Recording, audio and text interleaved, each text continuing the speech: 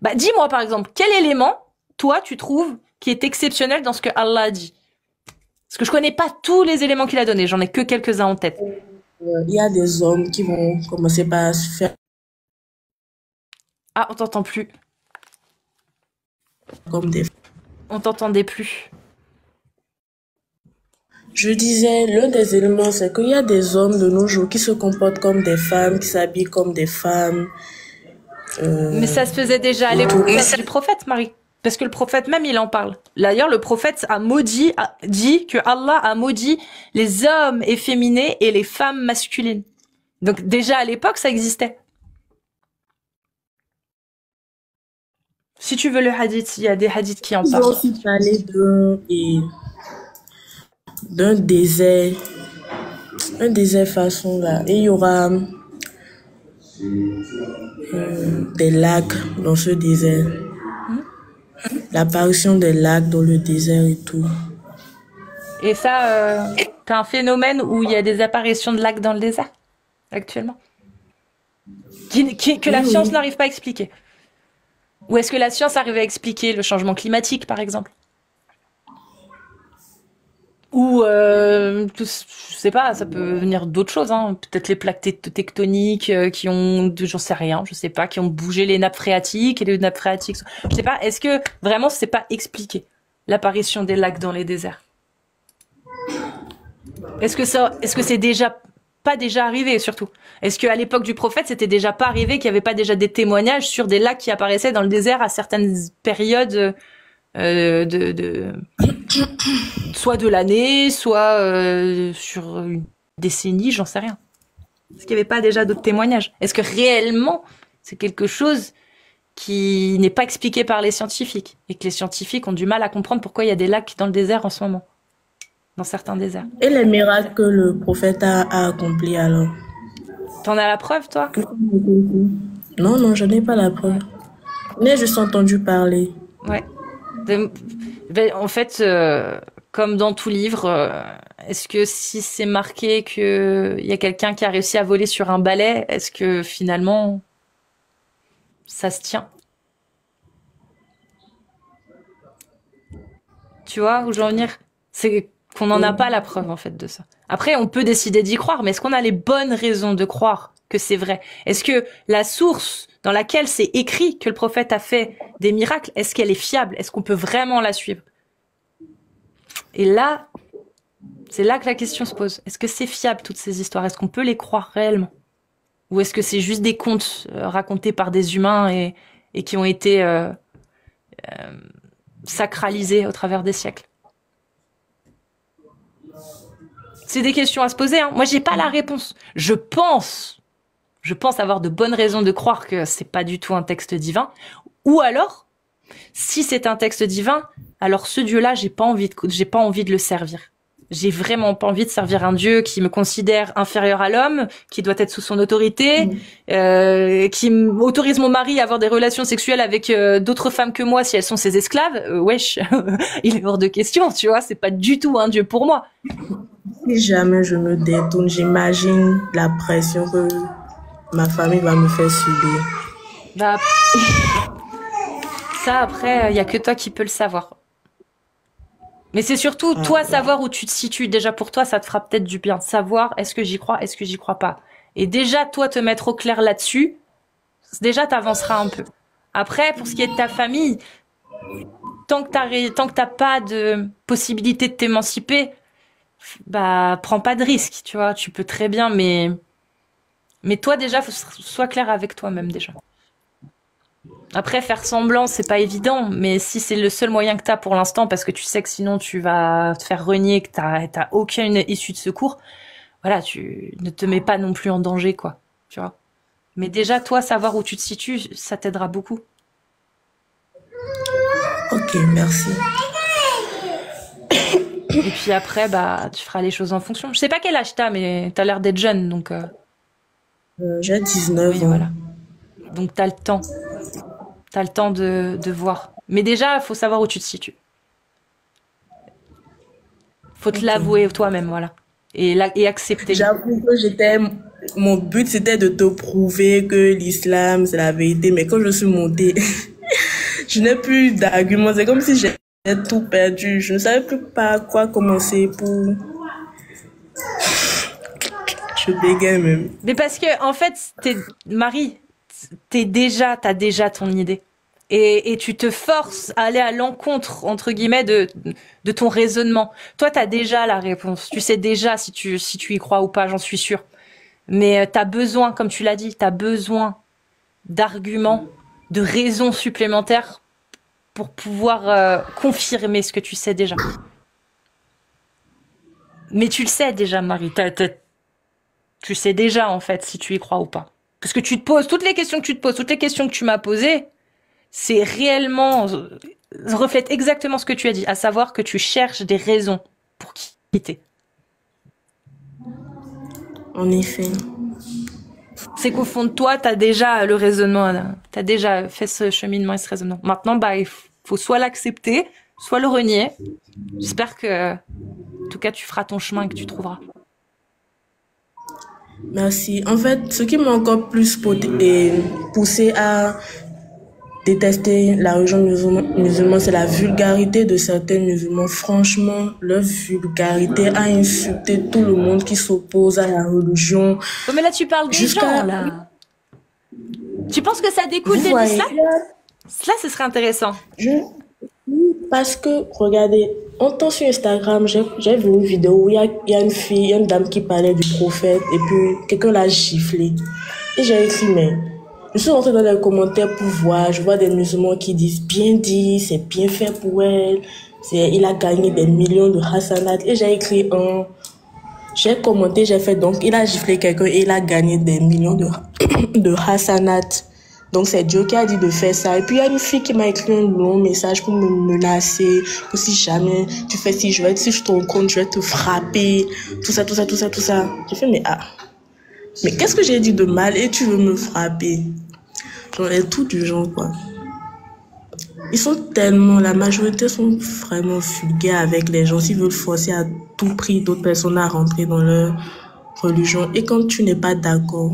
Ah, tu dis déjà leur religion. Tu vois? Je me pardonne. Donc voilà quoi. Donc la question que tu dois te poser, est-ce que tu acceptes de te soumettre à un Dieu qui te considère pas, qui te chie dessus en tant que femme? Moi je pense que j'ai eu la chance d'être un homme, mais clairement je pense que je me serais posé plus vite des questions si j'étais une femme. Parce que c'est la condition de la femme, c'est une catastrophe dans l'islam. Juste en prenant juste le Coran, tu n'as même pas besoin d'aller chercher ailleurs. C'est ça la question que tu dois te poser. C'est que si moi je crois en Dieu. Ça t'as le droit. Ça t'as le droit. Est-ce que tu peux croire en Dieu sans croire en Allah? Allah, c'est Dieu en arabe. C'est Dieu de l'islam surtout. C'est Dieu qui a envoyé le Coran. Donc est-ce que tu peux croire en un Dieu sans croire en Allah? Ou même Shiva? Je n'ai pas compris. En fait, Shiva, c'est le dieu, Oui, je sais. voilà. Est-ce que tu peux croire en un Dieu sans croire en Allah? La réponse est oui. Pourquoi pas? Oui. Parce qu'il n'y a pas que l'islam. Il n'y a pas que l'islam, il n'y a pas que le christianisme, il n'y a pas que le judaïsme. Il y a ce qu'on appelle des gens qui sont déistes. Ils croient en un Dieu suprême, bon, voilà, il a créé. Après, il n'a pas envoyé forcément de livres. Donc ça existe. Oui, croire en Dieu, oui. Sans la religion, ça existe. Donc tu n'es pas obligé d'adhérer à toute la barbarie qui te répugne. Quand on voit l'islam et les autres religions là, on se rend compte qu'en fait c'est les hommes qui ont créé ça juste pour avoir plus de domination sur les femmes. C'est ce que j'ai compris. Je pense que tu as tout compris.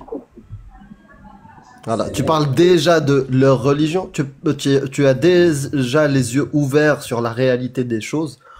Bah maintenant, la balle est dans ton camp, Marie. En effet.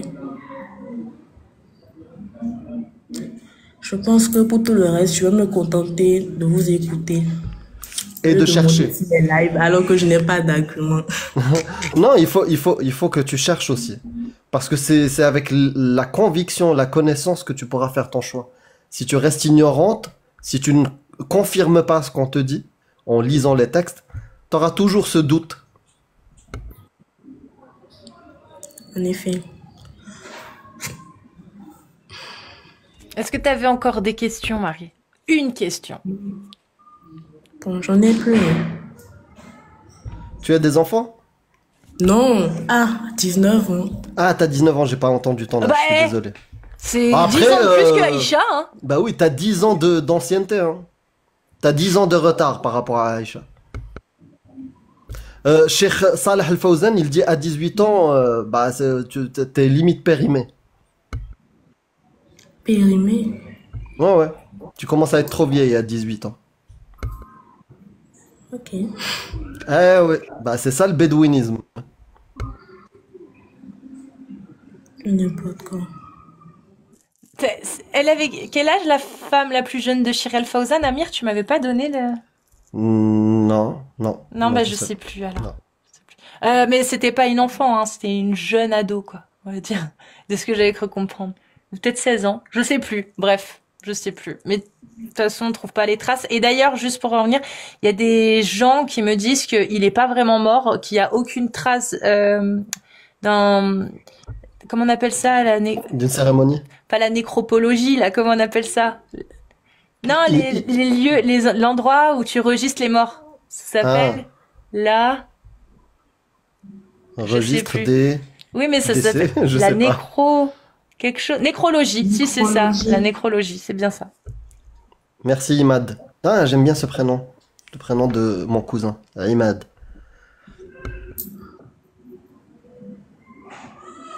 Donc, Amir, tu as quitté l'islam. Ouais, ouais. Ouais, bah oui, si tu fais bouger ton cerveau, t'as pas le choix, hein. Si tu lis les textes, t'as pas le choix, hein. Vraiment. Face à des textes de bédouins du 7e siècle, de suite tu remarques que c'est leur mentalité qui transpire dans les textes. C'est leur connaissance qui transpire dans les textes. Ce que t'as dit tout à l'heure au début, le Big Bang, les trucs, rien à voir, ils connaissaient rien. Même le prophète en est venu lui dire, mais il va où le soleil quand il se couche? Il aurait pu leur dire, il est parti faire une balade et il revient. C'est le même niveau. Le même niveau. Vraiment, les pauvres, ils connaissaient rien. Le mec, il avait des poux, il se lavait dans un puits qui était dégueulasse, Mais sale, où il y avait... Bon. Hein? Ils ont dit qu'ils sentaient bon. D'un côté, ils te disent ils sentaient bon, de l'autre côté, ils n'avaient pas d'eau, ils se nettoyaient avec 3 cailloux. Ils se lavaient pas les mains avant de manger. Il avait des poux. Même Dieu ne pouvait pas l'épargner, le messager de Dieu, il ne pouvait pas l'épargner, lui donner une immunité contre les poux, non? D'un côté, ils te disent aussi, il a eu un miracle, il a fait jaillir entre ses doigts de l'eau, mais de l'autre côté, il se lave avec 3 cailloux. Mais demain, je vais vous raconter, sur mon live YouTube, je vais vous raconter l'histoire de c'est quoi l'enfer en islam. Vraiment en détail, avec tous les textes. Bonsoir. Vous allez voir que Allah, il est éclaté au sol en termes d'enfer. Par exemple, il y a un moment donné, tous ceux, toi y compris Cassius Clay, dit nous, quand on va vouloir rentrer en enfer. Tu sais comment ça va se passer? L'enfer, il va être ramené. Comme une bassine qui fait des kilomètres, des milliards de kilomètres. Et cette bassine-là sera ramenée par des anges.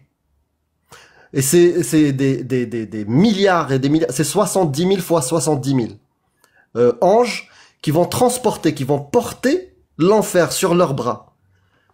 Ils pouvaient pas mettre un moteur à réaction pour transporter l'enfer? Non, il a créé des milliards d'anges. C'est nul.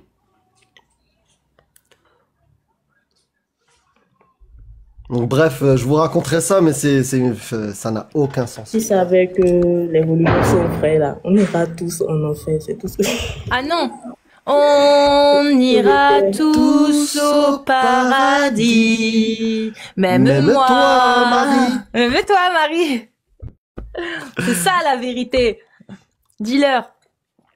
Si paradis il y a. C'est plus franchement, écologique. Amir, sur l'échelle bayésienne, qu'est-ce que tu trouves de plus sensé et logique et rationnel selon la pensée bayésienne, hein, donc curseur. Est-ce que c'est qu'il y a un Dieu créateur et que c'est Allah, celui qui a fait révéler le Coran, ou la supputation qui consiste à dire qu'on est dans une réalité virtuelle? Réalité virtuelle, ouais. On est d'accord? Bah oui. Même si ça reste très bas en termes de probabilité, je pense. Et encore, je sais pas parce que j'ai pas les connaissances pour, mais ça reste quand même supérieur au fait Bah que oui. Dieu soit Allah. Bah oui, si on parle d'un être suprême supérieur, c'est pas ce paradis-là avec des rivières de lait et de je sais pas quoi. Non. Non, oui, quelque chose de technologique qui nous dépasse. Des mondes parallèles, des univers parallèles, une matrice, réalité virtuelle. On est dans des cabines, tout ça, oui, pourquoi pas. Mais arriver à poil, on est à poil. Même Aïcha était choquée par ça quand le prophète lui a raconté ça. On va être tous à poil au paradis. Elle lui a dit, ah bon, on va se regarder les gays comme ça. Bon, j'exagère, hein, j'extrapole. Mais voilà, elle était choquée du fait que les gens se rendent à poil. Donc, bizarre. Et les gens en enfer, eux, ils vont être habillés. Habillés d'une tenue en feu. On continue tout le temps en feu. Voilà. Et quand tu brûles, t'as ta peau qui se remet à jour. Comme ça, tu sentiras la douleur tout le temps. Perpétuellement. Ouais, perpétuel. Quand tu écoutes un peu ou tu lis quelle est la température là-bas, qui dépasse, je crois, de 300 fois ou 3000 fois la température du soleil, il y a ni tenue en feu, ni arbre qui peut vivre, ni rien du tout. Normalement, tu te rapproches de quelques centimètres de la zone, t'as disparu. Mais non, lui, il savait pas. Il savait pas que le soleil était dépassé la Terre, mais des centaines de fois. En termes de taille. Que c'était pas juste une lampe chaude, un tout petit peu chaude. Il le savait pas, Mohammed. C'est pire qu'un volcan. Même le volcan, oui, tu tombes dans le volcan, tu disparais, c'est bon, tu fonds. Il donne combien il y aura de degrés en enfer ou pas? Il dit que c'est la chaleur dépasse le soleil de je sais pas combien de fois.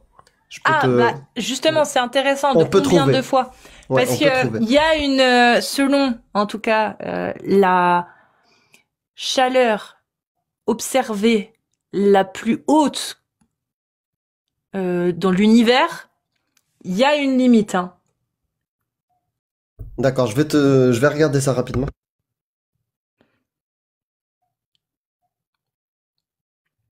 Elle est énorme la limite. Il faudrait compter le nombre de zéros.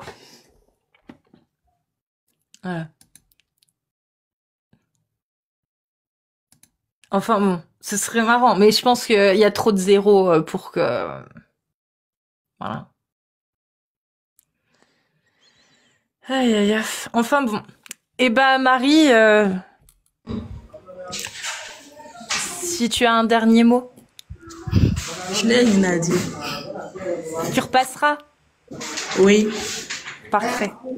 Tu nous diras. Passe une très bonne soirée en tout cas et prends soin de toi.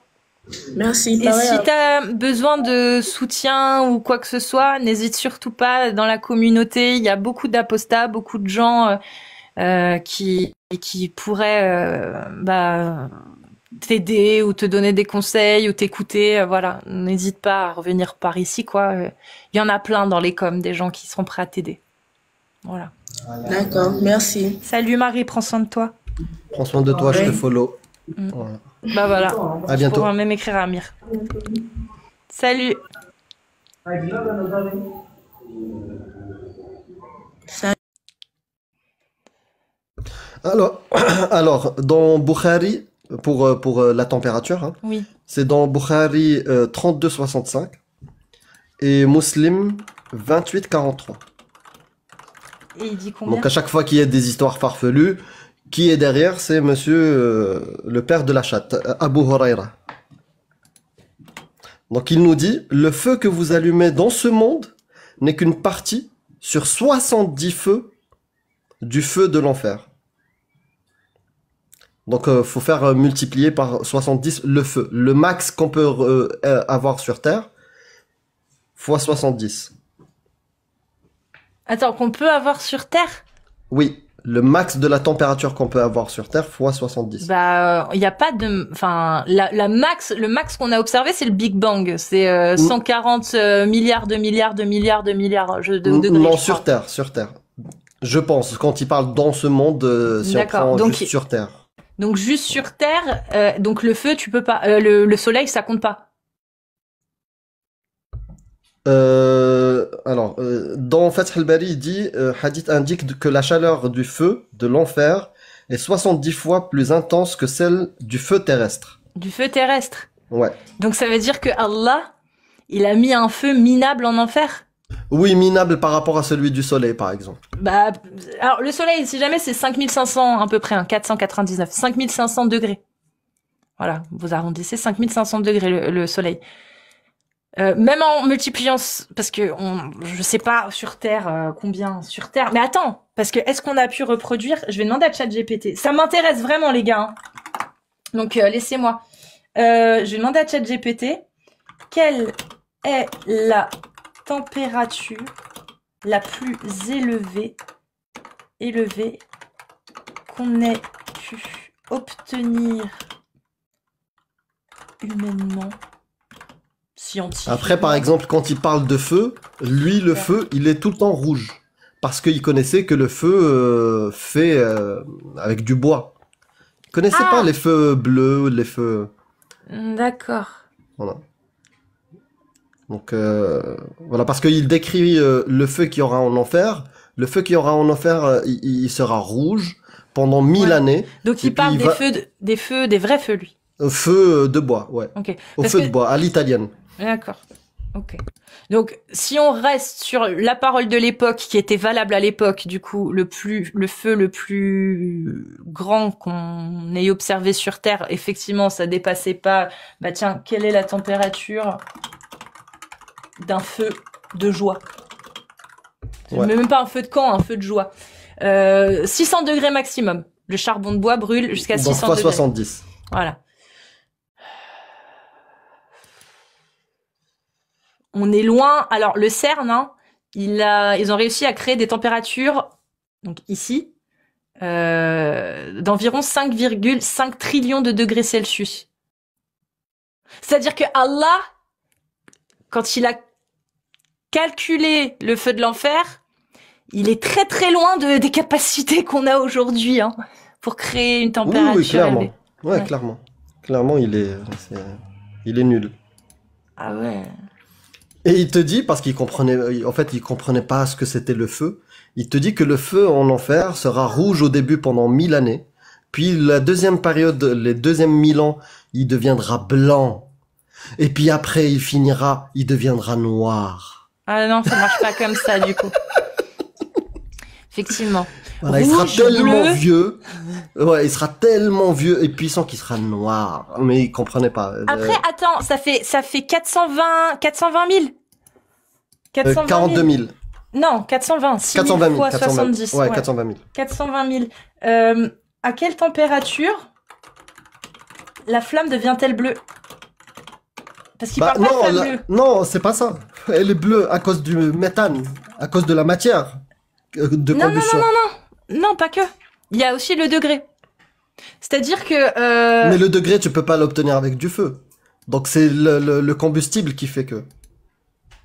Bah, si la température d'un feu peut grandement varier de 200 degrés à presque 5000 degrés, un feu bleu est en général autour de 2000 degrés. Comment l'obtenir? Tandis qu'un feu rouge ou jaune avoisine les 1000 degrés. Cette température varie en fonction de la quantité d'oxygène disponible et de la source de carburant. Oui. Pose-lui la question des couleurs. D'où viennent les couleurs des feux? C'est en fait le combustible qui fait ça. D'accord, mais en enfer, quand tu...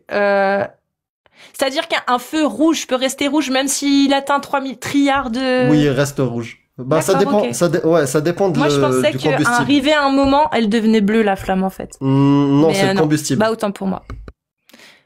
Parce que dans, euh, dans les planètes, les soleils, Ouais. les soleils bleus, c'est les plus chauds. Bah, justement, en fait, ça dépend des gaz qui sont présents. Ok. Ça dépend des gaz, c'est ça qui fait la couleur Ouais, donc de... tu vois, j'ai fait Ouais. une erreur d'interprétation. J'aurais dû lire les Ouais. tafassirs. Parce Oui. que tu vois, ouais, cette supputation-là, dans le spectre rouge, bleu, bah, je le quantifiais par rapport à ça. Mais non. Mais du coup, oui, alors c'est dommage qu'il ait pas précisé, mais pour qu'un feu reste rouge à plus de 420 000 degrés, il faut quoi? Il faut... Je vous dis, c'est super intéressant, les gars. Moi, ça m'intéresse grave, là, d'essayer de voir s'il n'y a pas une incohérence par rapport au degré. Tu vois ce que je veux dire? Ouais, Je ouais, demandais je à vois, je vois. ChatGPT quel genre de constitution... Alors, donne-moi les circonstances les plus propices Pour un feu rouge, à pour telle température, ouais. maintenir Combustible et autres. maintenir un feu rouge à 420 degrés. 420 000 degrés Celsius. Je précise, on sait jamais, même s'il est pas si con que ça. Et il y a un autre détail, regarde, t'as toute cette température-là, les gens sont en train de cramer, et apparemment, ils te disent que les gens vont crier, on a soif, on a soif, et tu sais ce qu'ils vont faire? Et s'ils implorent à boire, on leur donnera une eau semblable au métal fondu qui brûlera leur visage.